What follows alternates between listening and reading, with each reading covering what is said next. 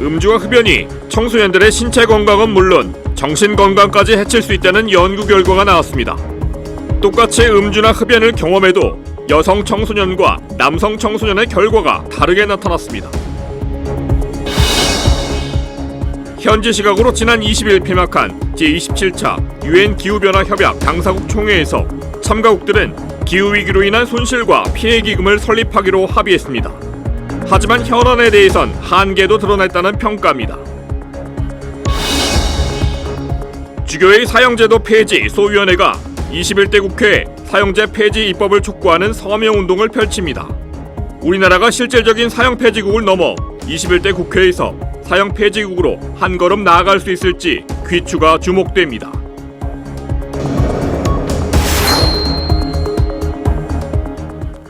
시청자 여러분 안녕하십니까? 11월 22일 화요일 CPBC 뉴스입니다. 수능이 끝났다는 해방감으로 청소년들이 자칫 음주와 흡연의 유혹에 빠지기 쉬운데요. 흡연이나 음주를 할 경우 여성 청소년들은 우울감을, 남성 청소년은 자살 충동을 더 많이 경험한다는 연구 결과가 나왔습니다. 보도에 김영규 기자입니다. 을지대학교 의료경영학과 남진영 교수 연구팀이 최근 청소년의 생활 습관이 불안과 우울감, 자살 충동에 미치는 영향을 발표했습니다. 청소년 혹은 아동 청소년의 정신 건강 증진을 위해서는 어떤 생활 습관 요인들이 이 친구들에게 예방이 될 수 있는가를 좀 고민하게 되어서 이 연구를 시작하게 되었습니다. 연구팀은 2020년 질병관리청에서 조사한 청소년 온라인 건강 실태 조사 자료를 활용했습니다. 연구팀은 54,948명의 청소년을 대상으로 불건강한 생활 습관과 정신질환 간의 상관관계를 분석했습니다. 연구에서 불건강한 생활 습관으로는 흡연을 비롯해 음주, 수면 시간 부족, 운동 부족, 비만, 그리고 아침 식사 결식 등 총 6가지 항목이 적용됐습니다. 정신질환으로는 불안장애와 우울감, 자살 충동 등 3가지 항목을 적용했습니다. 먼저 불건강한 생활 습관이 없는 학생과 그렇지 않은 학생을 비교해봤습니다. 분석 결과 불건강한 생활 습관을 5개 이상 가진 경우 우울감 경험 비율이 남학생은 약 2.7배, 여학생은 약 4배 높았습니다. 자살 충동 경험 여부에서도 비슷한 결과가 나왔습니다. 같은 조건에서 남성 약 3.4배, 여성은 약 2.7배가 높아 남학생의 자살 충동 위험이 더 높은 것으로 나타났습니다. 불건강한 생활 습관이 많을수록 남학생과 여학생의 정신 건강 문제가 다른 양상으로 나타난 것입니다. 연구팀은 이번 연구를 통해 건강한 생활 습관은 자살과 정신질환의 예방 요인이 될 수 있다는 점을 확인했다고 밝혔습니다. 청소년의 정신 건강 증진을 위해 건강한 생활 습관을 기르는 노력이 필요하다는 얘기입니다. 연구팀은 또 영국의 경우 아동 청소년 정신 건강 서비스 관련 예산을 따로 배정할 만큼 청소년 정신 건강에 대한 중요성을 인식하고 있는데 주목했습니다. 국내 경우에는 청소년에게 특화된 정신건강 관련 정책이 선진국에 비해서는 조금 미비하다고 볼 수 있겠습니다. 따라서 청소년 정신건강에 대한 정책적 지원이나 제도적 보완이 더 필요하다고 봅니다. CPBC 김영규입니다. 기후위기로 인한 피해나 손실을 지원할 수 있는 길이 열렸습니다. 지난 20일 폐막한 제27차 유엔 기후변화 협약 당사국 총회에서 기후위기로 인한 손실과 피해 기금을 설립하기로 합의한 건데요. 기후위기 대응에 큰 산을 넘었다는 평가입니다. 하지만 다른 주요 현안에 대해선 아쉬웠다는 목소리도 나왔습니다. 장현민 기자가 보도합니다. 이집트 현지 시각으로 지난 20일 제27차 유엔 기후변화 협약 당사국 총회, 일명 COP27에 참여한 회원국들은 최종 합의문인 샤르멜 셰이크 이행 계획을 채택합니다. 가장 주목받는 내용은 기후변화로 인한 손실과 피해 기금 설립입니다. 파키스탄에서 발생했던 대규모 홍수처럼 기후변화로 발생한 손실과 피해를 지원하는 기금을 만들기로 한 겁니다. 총회 전반에도 손실, 피해 대응 기금 조성을 두고 각 나라별로 의견이 엇갈렸습니다. 이견이 큰 탓에 의제로 채택되는 데에도 진통이 컸습니다. 총회 개막 직후에도 손실, 피해 기금을 조성하자는 개도국과 기존 제도를 더 활용하자는 선진국들의 입장이 팽팽하게 맞섰습니다. 보다 못한 안토니오 구테레스 유엔 사무총장이 직접적으로 선진국들을 지목하며 기금 설립 등을 촉구하기도 했습니다. The two largest economies, the United States and China, have a particular responsibility to join efforts to make this pact a reality. 다만 합의가 이루어졌음에도 언제부터 기금을 활용하게 될 수 있을진 미지수입니다. 지난 20년 동안 700조 원에 달하는 손실을 본 것으로 평가되는 상황에서 언제부터 피해를 산정해야 할지도 논란거리입니다. 기금 통제 장치는 어떻게 할지, 누가 얼마나 재원을 부담할지도 아직 결정하지 못했습니다. 각국은 조만간 준비위원회를 구성해 내년까지 상세 운영 방안 등을 결정할 방침입니다. 아울러 기후위기를 막기 위한 행동계획이 나오지 않은 점도 COP27의 한계점으로 지적됩니다. 지난해 COP26 합의문에 포함됐던 탄소 배출량 정점 시점을 언급한 문구도 이번 합의에서는 빠졌습니다. 특히 화석연료 사용 감축 관련 합의를 끌어내지 못한 점이 아쉽다는 목소리가 나옵니다. 그린피스는 온실가스 감축을 위한 화석연료 퇴출에 대해 지난 COP26과 비교해 논의가 진전되지 못했다고 평가했습니다. CPBC 장현민입니다. 사형제도가 언제 우리나라에서 완전히 사라질까요? 헌법재판소에서는 사형제의 위헌 여부를 가리는 심판이 계속되고 있고 국회에는 사형제 폐지 법안이 발의돼 있는데요. 주교회의 사형제도 폐지 소위원회가 21대 국회에 사형제 폐지 입법을 촉구하는 서명운동을 펼칩니다. 김영준 기자가 보도합니다. 참혹한 범죄를 다시 참혹한 형벌로 응징하는 사형제도. 사형제에 대한 가톨릭 교회의 입장은 단호합니다. 범죄를 저질렀더라도 존엄한 인간의 생명과 속죄의 가능성을 앗아가는 사형제를 폐지해야 한다는 겁니다.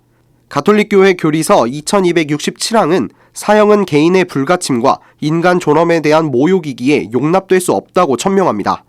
우리나라에서는 1997년 이후 집행이 이루어지지 않고 있을 뿐 제도적으로는 여전히 사형제가 남아 있습니다.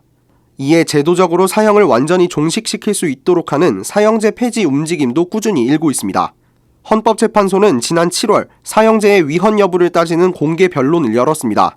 헌재의 결정만큼 중요한 것은 바로 국회에서의 사형제 폐지 입법입니다. 최종적으로는 위헌이 만약에 난다고 하더라도 입법을 통해서 해결돼야 될 문제이기 때문에 헌법재판소의 결과와 아울러 국회에서의 논의가 굉장히 중요하다고 보고요.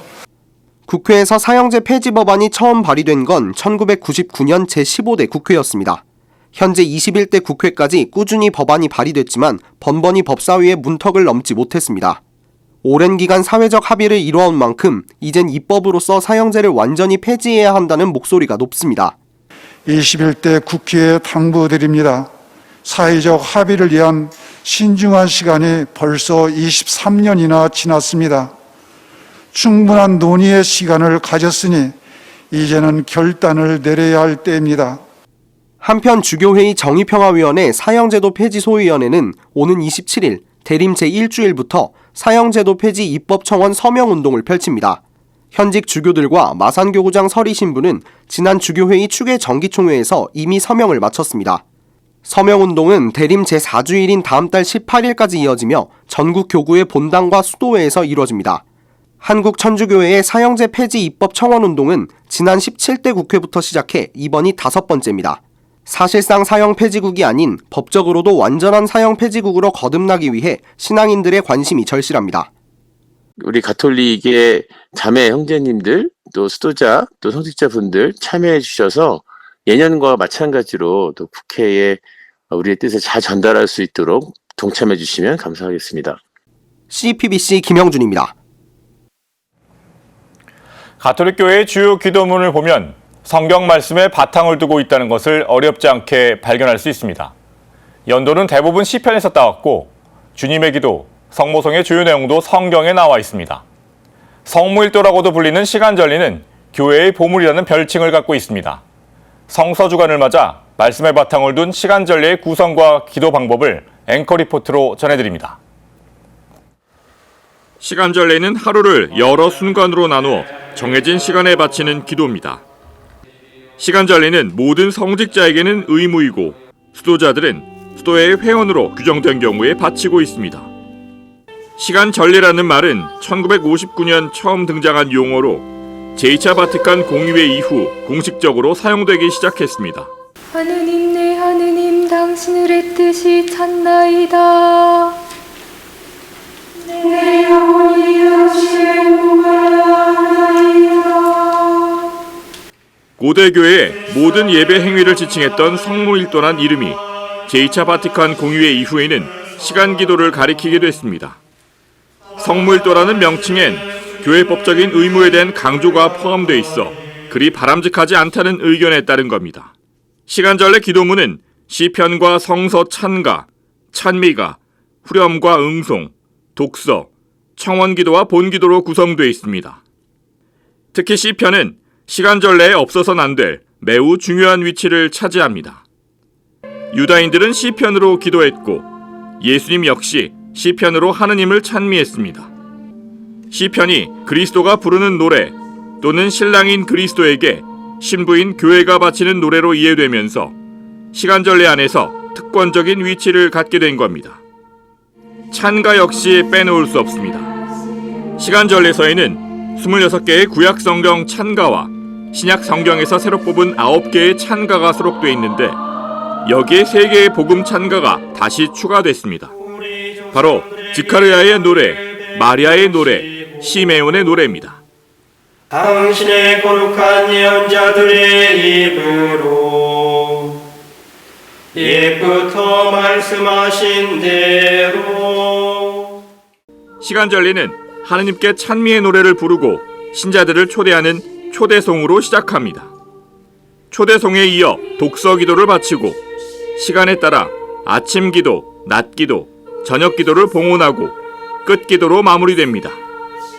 전례 헌장에 따르면 시간절례는 당신 몸과 함께 하느님 아버지께 바치는 그리스도의 기도입니다. 시간절례는 영원으로부터 성부와 성자와 성령을 결속하는 사랑과 진실의 내밀한 역동성 안으로 우리를 인도하는 기도입니다. 아울러 시간절례는 하느님 백성의 공적이고 공동체적인 기도이기에 교회 신비의 한 부분을 이루는 교회의 특별한 표현입니다. 지금까지 앵커 리포트였습니다. 이상으로 뉴스를 마칩니다. 시청해주신 여러분 고맙습니다.